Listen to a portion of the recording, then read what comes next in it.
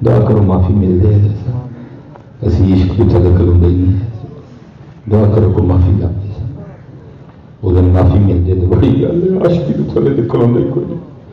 ان کے سارے ڈائریکٹ عاشقی پرتی ہوں دے عاشق عاشق عاشق عاشق عاشق یہ ہے جی دیکھو یہ ہے عشق یہ دیکھو پھر عشق بندے کو کیا رنگ چڑھاتے فرماتے ہیں مدینہ پاک کے ایک مضافات میں ایک امانی تھی نبینہ تھی صدیق اکبر رضی اللہ تعالیٰ نے اس کی خدمت کی ڈیوٹی اپنے ذمہ لے رکھی تھی جب میں نے لوگوں کو دیکھا ہے 4 پیسے نہیں آتے مزاج بدل جاتے ہیں یار بدل جاتی ہیں بیٹھیں بدل جاتی ہیں رشتے دار بدل جاتے ہیں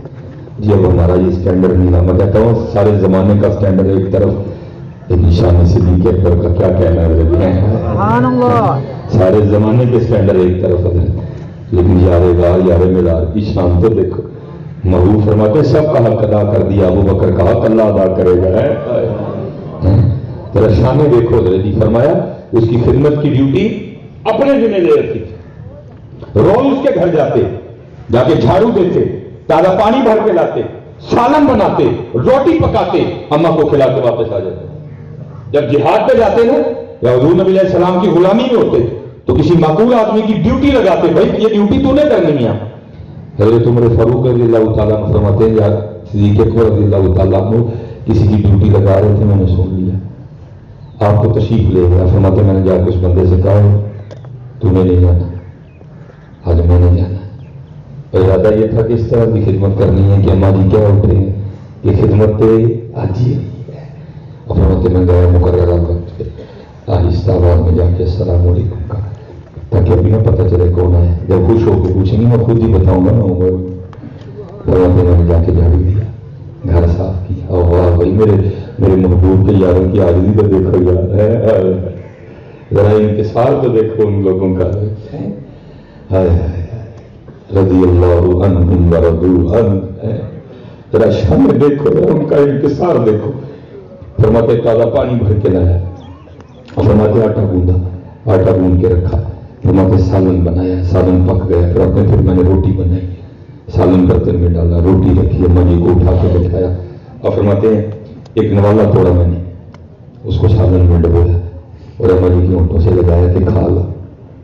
اور فرماتے جیسے نوالا اونٹوں سے لگا اماں جی کہتی ہیں آج ابوبکر نہیں آ رہی کہاں گئی یہ دعوت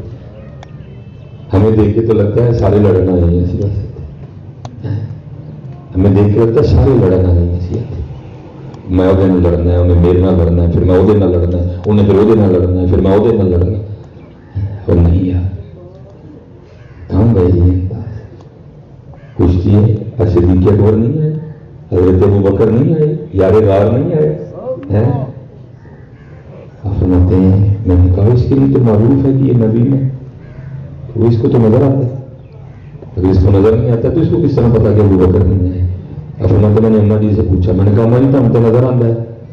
وہ کہتی آنے والے اللہ کی عزت و عظمت کی قسم مجھے نظر نہیں آتا فرماتے میں نے کہا اگر نظر نہیں آتا تو پھر بتائیں آپ کو کس طرح پتا چل گیا کہ ابوبکر نہیں ہے تو حضرت عمر فاروق فرماتے اس نے منہ کھول کے دکھایا تو اس کے منہ میں دانت ہی کوئی نہیں تھی وہ کہتی آنے والے جب حضرت ابوبکر آتے ہیں نا تو کیا کرتے ہیں نوالا پہلے اپنے منہ میں ڈال کے اس کو نرم کرتے ہیں کیونکہ میرے منہ میں دانت نہیں ہے میں چبا نہیں سکتی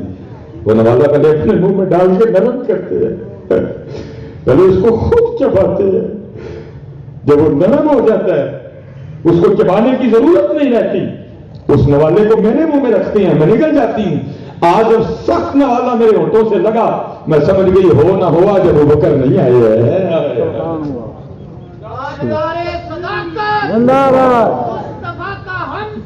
ابوبکر